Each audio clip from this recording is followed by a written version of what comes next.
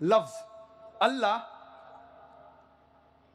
अहम मज़ाहिबों के किताबों में मौजूद है, चाहे क्रिश्चियनिटी हो, चाहे सिखिज्म हो, हिंदू धर्म की किताबों में भी मौजूद है ये लफ्ज अल्लाह। आप अगर पढ़ेंगे ऋग्वेद किताब नंबर 2 पाठ नंबर 1 मंत्रा नंबर 11 में लिखा हुआ है लफ्ज अल्लाह, खुदा के लिए, भगवान के लिए। इसका तस्किरा ऋग्वेद किताब नंबर 3 पाठ नंबर 30 मंत्रा नंबर 10 में भी है। ऋग्वेद किताब नंबर 9 पाठ नंबर 67 मंत्रा नंबर 30 में भी है। और उपनिषद में एक उपनिषद है जिसका नाम है अल्लो उपनिषद। इसीलिए हम मुसलमान अल्लाह को अरबी लफ्ज अल्लाह से पुकारना पसंद करते हैं, वरना नहीं तो आप कोई भी नाम से पुकारिए, लेकिन अच्छे नाम होना चाहिए, खूबसूरत होना चाहिए, वो नाम से जो अल्लाह अपने आप को पुकारना पसंद करता है। अब हम तस्किरा करेंगे हिंदू धर्म और अरकान ईमान में रुकन नंबर 2 में क्या यकसानियत है। रुकन नंबर 2 है फरिश्ते। हिंदू धर्म में खुसूसन फरिश्तों का जिक्र नहीं है, लेकिन हिंदू धर्म की किताब आप पढ़ेंगे तो सुपर बीइंग्स का जिक्र है जो वो काम कर सकते हैं जो आम इंसान नहीं कर सकते। और इस्लाम में फरिश्तों को अल्लाह सुब्हानहू व तआला ने बनाया है नूर से, रोशनी से, और हर मलाइका का एक खुसूसन मकसद होता है बनाने के लिए, उसको एक काम के लिए, फॉर अ पर्टिकुलर वर्क बनाया गया है। मिसाल के तौर पे जिब्रील अलैहिस्सलाम को अल्लाह सुब्हानहू व तआला ने बनाया था वही नाजिल करने के लिए। जब अल्लाह सुब्हानहू व तआला वही नाजिल करते थे तब जिब्रील अलैहिस्सलाम वो वही को लेके आते थे अल्लाह से पैगंबर तक। रुकन नंबर 3 है खुदा की किताब। पहले हम तस्करा करेंगे हिंदू धर्म की किताबों के बारे में। हिंदू धर्म की किताबों को 2 हिस्से में बांटा जा सकता है। एक है श्रुति और दूसरी है स्मृति। श्रुति की मानी है समझना, वही इसकी मानी है टू अंडरस्टैंड, टू रिवील। और श्रुति हिंदू स्कॉलर्स के हिसाब से भगवान की किताब है, भगवान के अल्फाज है। और ये 2 किस्म की है, वेद और उपनिषद। और ये सबसे ऊंची है, श्रुति स्मृति से ऊंची है। और हिंदू धर्म के स्कॉलर्स कहते हैं कि ये दोनों भगवान की किताबें हैं। वेद 4 किस्म के हैं, ऋग्वेद, यजुर्वेद, सामवेद और अथर्ववेद। यह है ऋग्वेद, यह है यजुर्वेद, यह है सामवेद। ये 3 वेद पहले आए, उसके बाद आया अथर्ववेद। वेद के मानी है नॉलेज, इल्म। लेकिन कब ये वेद वजूद में आया कोई भी नहीं जानता है। कब, कौन सी तारीख को ये वेद वजूद में आया कोई भी नहीं जानता है, इसमें इख्तिलाफ है। स्वामी दयानंद सरस्वती कहते हैं कि वेद 131 करोड़ साल पुरानी है, लेकिन अक्सर हिंदू स्कॉलर्स कहते हैं कि वेद तकरीबन 4000 साल पुरानी किताब है। ये पृथ्वी के किस भाग में सबसे पहले ये वेद आई ये किसी को नहीं पता। कौन से ऋषि पे नाजिल हुई या किसने लिखा ये नहीं पता।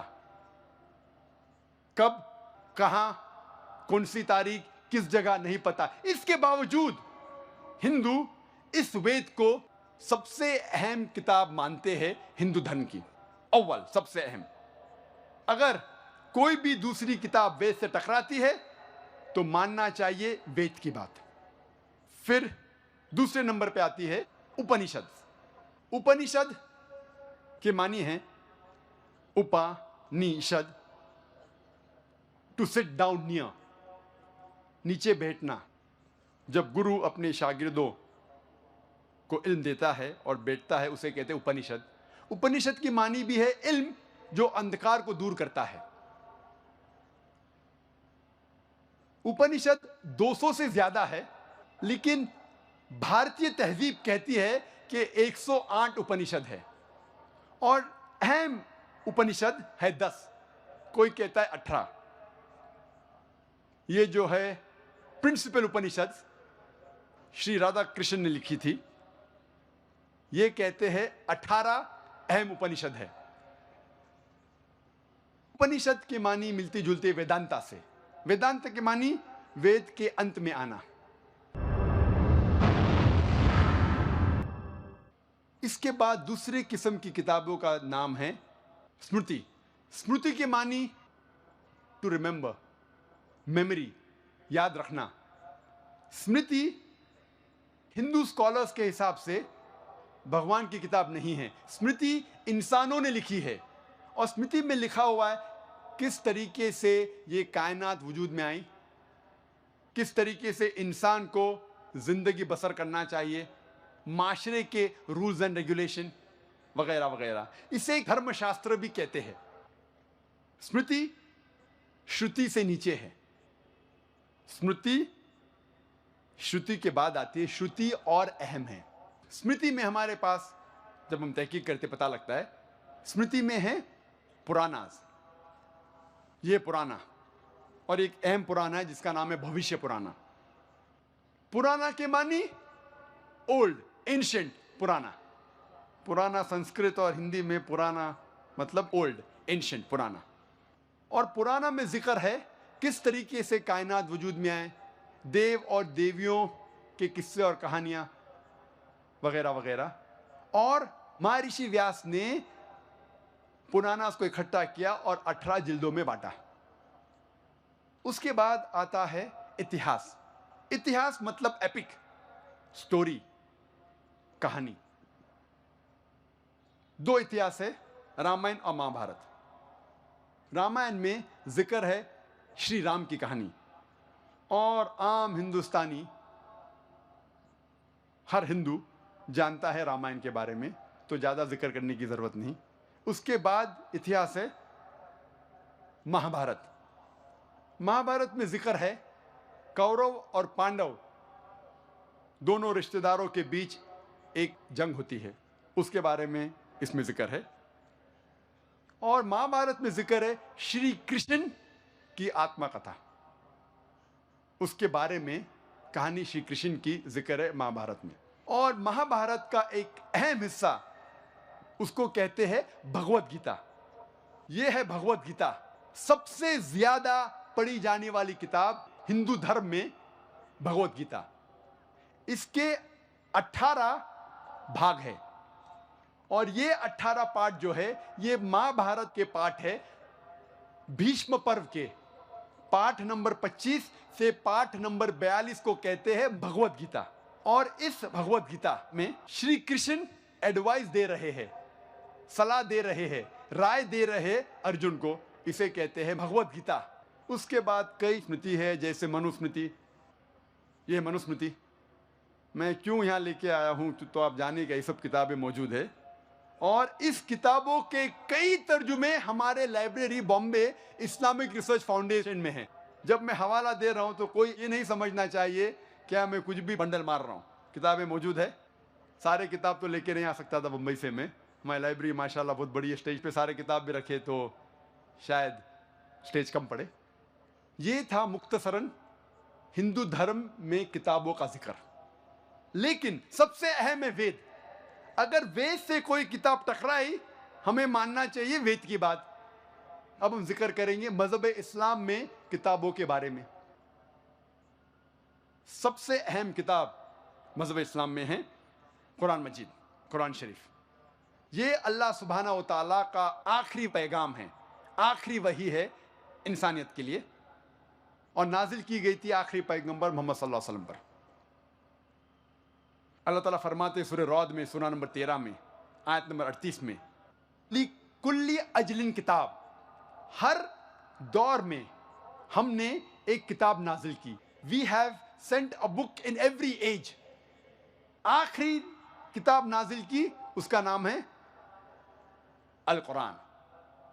लेकिन जितने भी किताबें कुरान मजीद के पहले नाजिल की अल्लाह सुब्हानहू व तआला ने, वो सिर्फ एक उम्मत के लिए भेजी गई थी, एक नेशन के लिए, एक ग्रोह के लिए, और उसका सारा पैगाम, तमाम पैगाम एक खुसूसन वक्त के लिए था।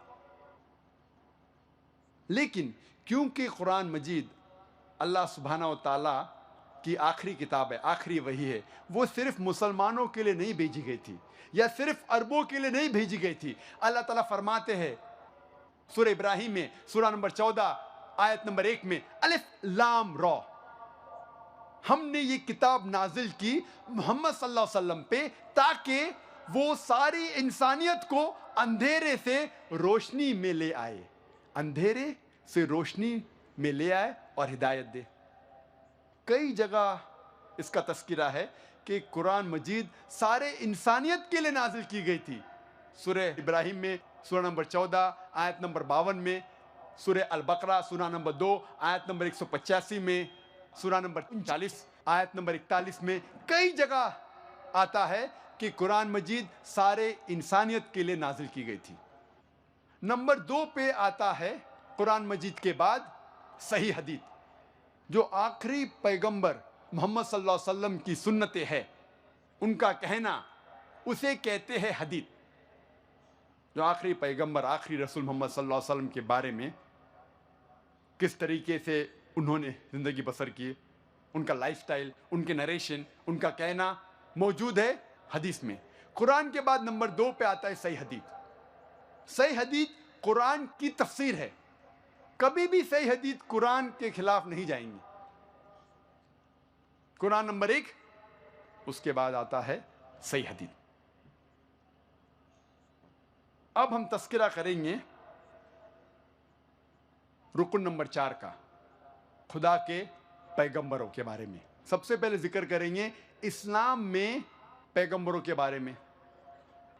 अल्लाह ताला फरमाते हैं सूरह फातिर में, सूरा नंबर 35 आयत नंबर 24 में, व इम मिन उम्मतिन इल्ला खला फिहा नज़ीर, नहीं है कोई कौम या उम्मत जहां हमने हिदायत देने वाला नहीं भेजा, कोई पैगंबर नहीं भेजा।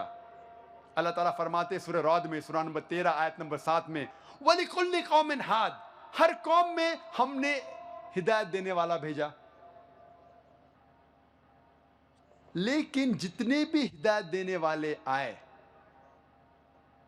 आखिरी पैगंबर मोहम्मद सल्लल्लाहु अलैहि वसल्लम के पहले, वो सिर्फ अपनी कौम, अपनी उम्मत, अपनी ग्रोह के लिए आए, और जो पैगाम वो लेके आए सिर्फ महदूद था एक वक्त के लिए।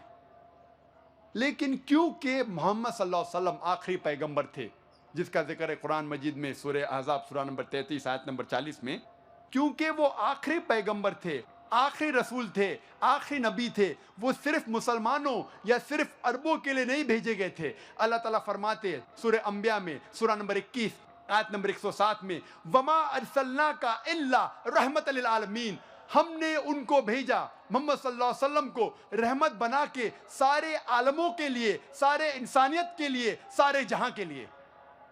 अल्लाह ताला दोहराते हैं सूरह सबा में, सूरा नंबर 34 आयत नंबर 28 में, वमा अरसलनाका इल्ला काफ़तल लिन्नास बशीरन व नज़ीर, हमने भेजा मोहम्मद सल्लल्लाहु अलैहि वसल्लम को एक आलमी पैगंबर बना के। लेकिन अक्सर इंसानियत अब तक नहीं जानती, क्योंकि मोहम्मद सल्लल्लाहु अलैहि वसल्लम आखिरी पैगंबर थे, वो सिर्फ अरबों या मुसलमानों के लिए नहीं भेजे गए थे, सारे इंसानियत के लिए भेजे गए थे। अब हम जिक्र करेंगे हिंदू धर्म में पैगंबरों के बारे में। पैगंबरों के बारे में मुख्तलिफ राय है। सबसे आम राय है हिंदुओं के बीच अवतार की। अवतार एक संस्कृत लफ्ज़ है जिसके माने अव कमिंग, त्र मतलब डाउन, नीचे आना। अवतार के माने नीचे आना। और जब हम ऑक्सफोर्ड डिक्शनरी पढ़ते हैं, इसमें लिखा हुआ है अवतार के मानी, ऑक्सफोर्ड डिक्शनरी सेज कि avatar according to Hindu mythology is a revered soul और a deity coming in bodily form on this earth. अवतार की मानी आम हिंदू समझते हैं हिंदू माइथोलॉजी में कि खुदा इंसान का रूप धारण करके इस जमीन पे उतरता है, और ये राय वो लेते हैं भगवत गीता से, पाठ नंबर 4 श्लोक नंबर 7 और 8 में, जिसमें कहा गया है यदा यदा ही धर्मस्य ग्लानिर्भवति भारत। जब जब नेकी घटेंगी ओ भारता और बुराई बढ़ेंगी, मैं आऊंगा अच्छाई की हिफाजत करने के लिए और बुराई को नष्ट करने के लिए, नेकी को एस्टैब्लिश करने के लिए। संभवामि युगे युगे, हर युग में मैं आऊंगा। इस भगवत गीता के श्लोक की वजह से यह अवतार का तस्वुर है। इसका तस्करा भागवत पुराण में भी है, खंड 9 अध्याय 24 श्लोका 56 में, जिसमें लिखा है जब भी नेकी घटेंगी और बुराई बढ़ेंगी, मैं आऊंगा अच्छाई की हिफाजत करने के लिए और बुराई को बर्बाद करने के लिए, नेकी को एस्टैब्लिश करने के लिए, नेकी की हिफाजत करने के लिए। इस 2 श्लोका के जरिए आम हिंदू में यह तस्वुर है अवतार का। लेकिन कई हिंदू स्कॉलर्स कहते हैं ये लफ्ज जो अवतार है, it is positive of God. खुदा खुद नहीं हो सकता, ये खुदा की कोई चीज है। और अक्सर जो हिंदू स्कॉलर्स है वो कहते हैं कि ये अवतार खुदा का भेजा हुआ इंसान हो सकता है, खुदा खुद नहीं हो सकता। इसीलिए वेद में कहीं भी जो अवतार का आम लोग समझते उसका जिक्र है ही नहीं वेद में, कि खुदा खुद इस धरती पे आए, इस जमीन पे आए, इसका जिक्र कहीं भी नहीं है वेद में। वेद में जिक्र है कि खुदा ने ऋषियों को भेजा, कई ऋषियों का जिक्र है। तो अगर हम वेद को भगवत गीता और भागवत पुराना से मिलाना चाहते हैं और इस श्लोका को समझना चाहते हैं, उससे यह जाहिर होता है कि जब भी नेकी घटती है और बुराई बढ़ती है तो भगवान एक ऋषि को भेजते हैं, एक आदमी को भेजते हैं बुराई को नष्ट करने के लिए और अच्छाई की हिफाजत करने के लिए। क्योंकि वेद के खिलाफ कोई भी हिंदू धर्म की किताब जाती है तो हमें वेद की बात मानना चाहिए। सबसे अच्छा तरीका है रिकंसाइलेशन, दोनों की बात को ऐसा समझे कि दोनों की बात रहे। और हिंदू धर्म में कई ऋषियों का जिक्र है, आम हिंदू में यह तस्वुर है अवतार का। लेकिन कई हिंदू स्कॉलर्स कहते हैं ये लफ्ज जो अवतार है, it is positive of God. खुदा खुद नहीं हो सकता, ये खुदा की कोई चीज है। और अक्सर जो हिंदू स्कॉलर्स है वो कहते हैं कि ये अवतार खुदा का भेजा हुआ इंसान हो सकता है, खुदा खुद नहीं हो सकता। इसीलिए वेद में कहीं भी जो अवतार का आम लोग समझते उसका जिक्र है ही नहीं वेद में, कि खुदा खुद इस धरती पे आए, इस जमीन पे आए, इसका जिक्र कहीं भी नहीं है वेद में।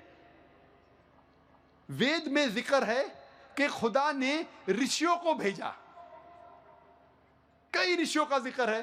तो अगर हम वेद को भगवत गीता और भागवत पुराना से मिलाना चाहते हैं और इस श्लोका को समझना चाहते हैं, उससे यह जाहिर होता है कि जब भी नेकी घटती है और बुराई बढ़ती है तो भगवान एक ऋषि को भेजते हैं, एक आदमी को भेजते हैं बुराई को नष्ट करने के लिए और अच्छाई की हिफाजत करने के लिए। क्योंकि वेद के खिलाफ कोई भी हिंदू धर्म की किताब जाती है तो हमें वेद की बात मानना चाहिए। सबसे अच्छा तरीका है रिकंसाइलेशन, दोनों की बात को ऐसा समझे कि दोनों की बात रहे।